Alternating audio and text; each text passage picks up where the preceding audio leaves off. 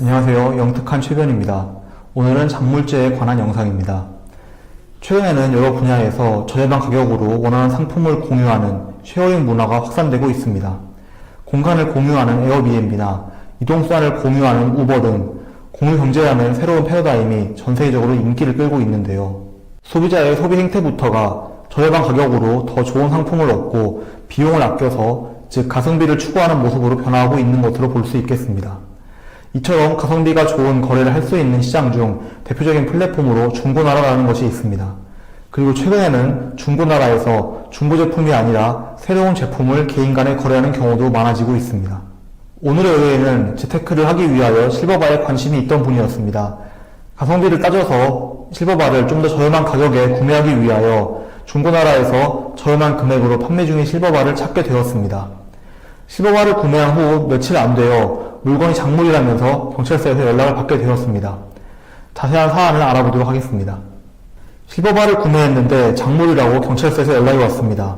제 생각에는 선의취득이라고 생각이 드는데 경찰 쪽에서는 왜 종로 귀금속 가게의 표준 시세보다 싸게 샀냐고 주의 의무를 하지 않은 것이라고 주장하고 있습니다. 종로 쪽 귀금속 업체는 판매가가 매입가보다 15% 정도 비쌉니다. 판매가보다 매입가가 현재 저렴하다 보니 중고로 판매하는 시장도 매우 크게 형성이 되어 있는데요. 이러한 경우 종로 업체 표준 시세표를 기준보다 저렴하게 산 것이 주의를 다하지 못한 것인지 궁금합니다. 실제로 중고나라의 실버바 판매글은 하루 평균 50개 정도 올라올 정도로 꽤 많은 거래가 이루어지고 있는 상황입니다. 이러한 상황에서 오늘의 의뢰인은 중고나라에서 실버바를 검색을 해봤고 의뢰인은 이전에 거래력이 없는 판매자는 의심스러워서 거래조차 시작하지 않을 정도로 신중한 모습을 보여주었습니다. 그리고 이전에 판매를 했던 이력이 있는 판매자도 금융사기 방지 시스템인 더치트나 사기통합 조회 서비스로 조회해본 후 거래 시 신분증과 거래통장 명의자와 일치하는지 등의 사항도 확인을 하는 등 거래에 있어서 최선을 다한 것이 의뢰인의 상황입니다. 의뢰인은 심지어 판매자가 중고나라에서 3개월 이상 활동을 한 사람이기 때문에 전혀 의심할 수도 없었다고 주장하고 있습니다. 우선 작물이란 용어에 대해서 설명드리겠습니다. 작물은 재산죄 중에 영득죄인 절도, 강도, 사기, 공갈, 횡령죄에 의하여 불법으로 영득된 재물을 지칭하는 단어입니다. 즉 쉽게 말해 도둑맞거나 편취된 물건 또는 절도나 사기로 취득한 물건이라고 보시면 될 것입니다. 그리고 작물죄는 이러한 작물을 취득, 양여, 운반, 보관 또는 이들 행위를 알선하는 죄를 총칭하는 단어입니다. 결론적으로 특별한 사정이 없는 한 작물죄 혹은 작물취득죄는 성립하지 않는다고 보아야 할 것입니다. 작물죄란 작물임을 알면서 또는 작물일지도 모른다는 의심을 가지면서 취득할 때 성립하는 죄이기 때문입니다. 따라서 작물임을 모르고 취득한 경우에는 그 취득에 업무상 과실 또는 중대한 과실이 있는 경우가 아니라면 작물죄는 성립하지 않는다고 보면 되겠습니다. 또한 민법에는 평온 공연하게 동산을 양수한 자가 선의이며 과실 없이 그 동산을 점유한 경우에는 양도인이 정당한 소유자가 아닌 때에도 즉시 그 동산의 소유권을 취득한다는 유사한 규정이 존재하고 있습니다.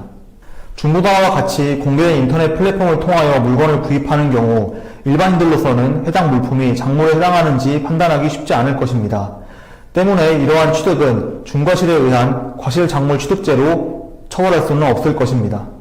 업무상 과실작물 취득죄는 고물상이나 전당포와 같이 중고품을 취급하는 업무에 종사하는 자가 그 업무 처리상의 주의 의무를 게을리한 경우 성립하는 범죄입니다.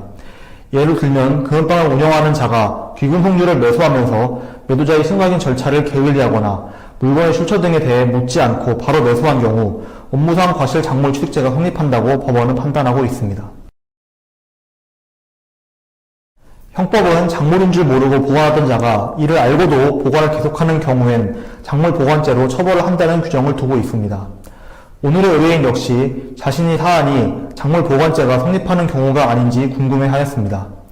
공개시장이라고 볼 수 있는 중고나라 사이트를 통하여 작물인 줄 모르고 물품을 구입하고 이것이 도난이나 편취된 날로부터 2년이 지나지 않는 한 위 물건의 소유권을 의뢰인이 주장할 수는 없을 것입니다.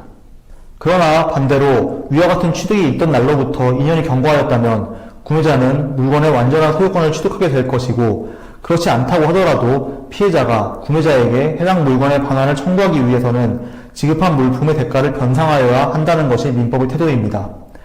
이러한 민법 규정을 봤을 때 작물의 구매자가 이를 변상받기 전까지는 해당 물건을 점유할 권한이 있다고 볼 수 있을 것이므로 작물 보관죄가 따로 성립하는 것은 아니라고 보는 것이 타당할 것입니다.